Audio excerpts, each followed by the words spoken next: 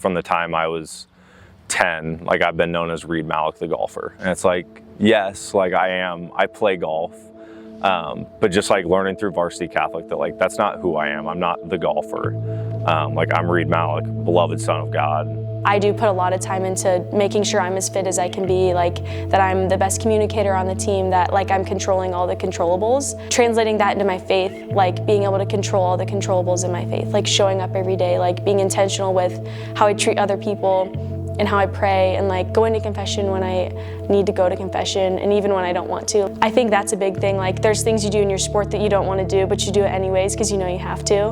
And I think sometimes that translates into your faith, like, wow, I really don't want to go to Mass today, but I know that in my heart that if I don't go, I'm gonna feel empty, like I'm missing something, because you are, and that's Jesus. Yeah, I think embracing my faith has really just allowed me to get into a loving state of mind with all my teammates. Baseball especially can be a really hard sport. It's one of the sports where you fail way more than you succeed. And so a lot of the times people and teammates and yourself are going through ups and downs over the course of the season.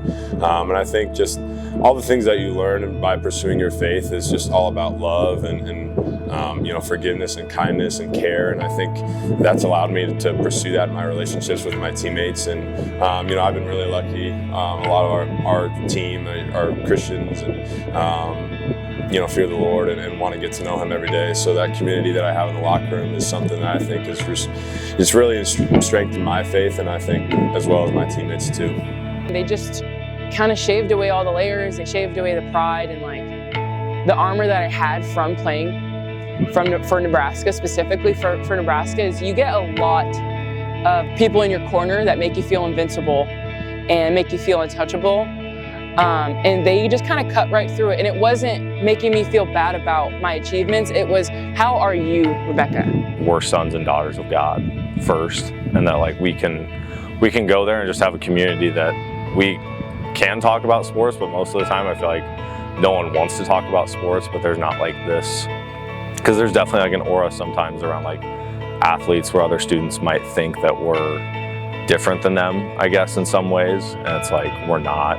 And I think just like within Varsity Catholic, you see that everyone there understands that like we're just people. Like we aren't a golfer, we aren't a soccer player, we aren't a football player. It's like we're just people striving for heaven that happen to be good at this one thing. The people that have stuck with me the most are the ones who challenged me off the bat, because they understand the importance of a soul and just the cry for a soul. Like you hear the name of Jesus and there's like a part of you that like, whoa, like a shiver goes down your spine. And that could be if you love Him or you hate Him.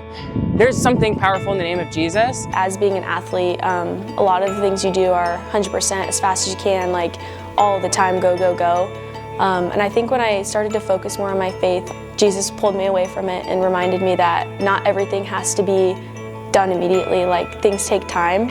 And that helped me in areas of my faith where I didn't open my heart up all the way yet, and to be not okay with that, but to be okay with the process of opening my heart more, and that things aren't going to happen overnight, but every day being consistent with prayer and like going to daily mass, going to confession, like showing up for Jesus. Like He's always there for you. You just have to give your all to Him as well. And I think that really, just being pulled away from the sport and like obviously still being involved, but like not in the way that I wanted to be, reminded me that sometimes you just have to slow down. You're always on the go, you're always at team practice, you don't really get to be involved in any other communities outside of your team, and so it's really kind of hard to find that group and find that belonging in a faith-based setting, which is the primary goal of Varsity Catholic. And I think that's something for me, connecting me with other athletes who I didn't even know were Catholic or shared the same faith that I did, until I started Varsity Catholic, and now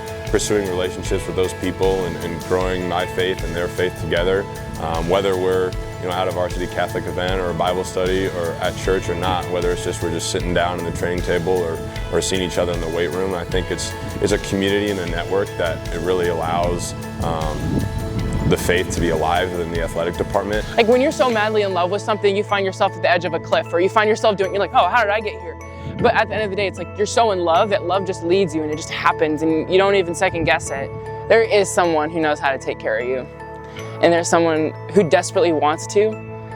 And the great part is he has a name. His name is Jesus. And like that was the best part about falling in love with him, is like he knows you so well, and like he calls you by name and he waits for you every single day. At the end of the day, our hobbies, our sport, whatever it is, just doesn't define you. It's really hard to get out of that mindset. Like, I think sometimes people don't know that with athletes, that even as my golf career closes, whatever chapter opens up next, whatever job that is, anything like that, it's like, that's not your identity. Like, that's something you do, not who you are.